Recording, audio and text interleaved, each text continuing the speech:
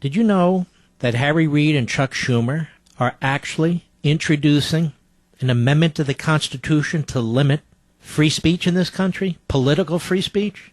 They've actually prepared it.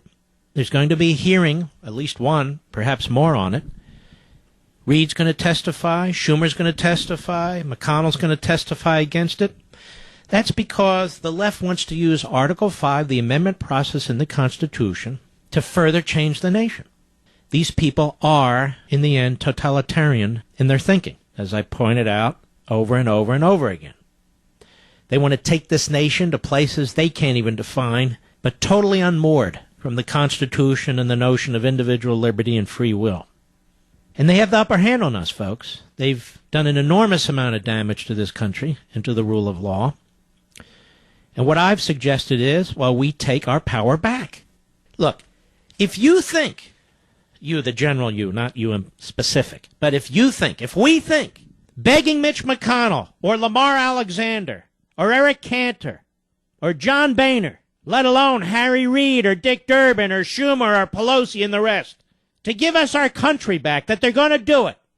If you think they're really going to rein in the Environmental Protection Agency, which they're not, if you think they're going to place some limits on this growing power of the central government, you're wrong. When Bush was president and we had Congress for 6 years, did he rein in the government? Did anything alter? Was there any program eliminated, any agency or department? No. Did he try? No. At least Reagan tried. But who stopped Reagan? The Republicans in the Senate stopped Reagan. Haley Barbour's running around the country trashing limited government conservatives, trashing constitutional conservatives. The man has become a wealthy lobbyist. He's a complete sellout. Do you think he or Rove or the Bushes or the rest of them are going to easily give up their power? No, they're not.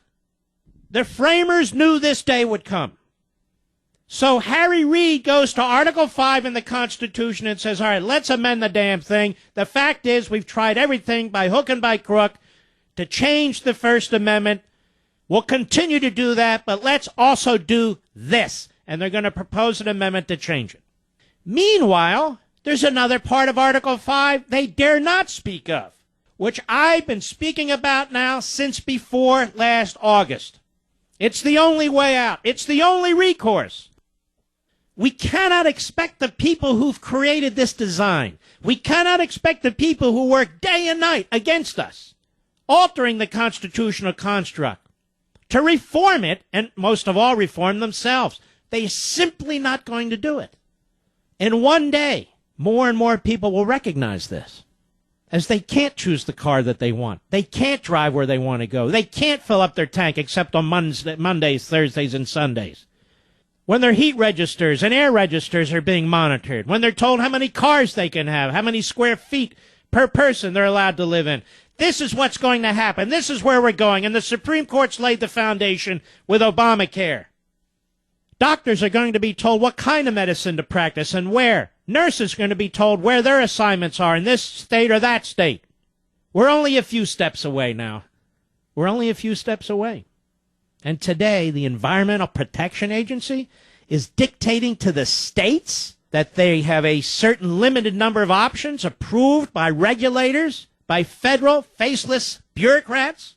When it comes to reining in carbon dioxide emissions, the government not only controls our health care, ladies and gentlemen, the government is now controlling our lives through the very air itself.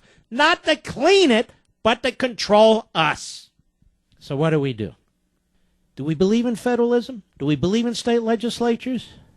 We better, because there's nothing left. And as I've said many times, some of you live in states where you have tyrannical state legislatures. Maryland and California and Illinois, Rhode Island, several other states. I left you off the list, you know who you are. But many of us don't. And it's a numbers game. If 2/3 of the states, if we can get conservative Republican legislators, don't even need the governor has no involvement. And we have, I think, 25, 26, 27 of them now, something in that ballpark, in that range, to call for a meeting, a convention of the states, not a constitutional convention. Ignore the fearmongers. There is no constitutional convention. A convention of the states. That's the exact textual language in the Constitution. They put it there, the framers, not me. Then we can save ourselves.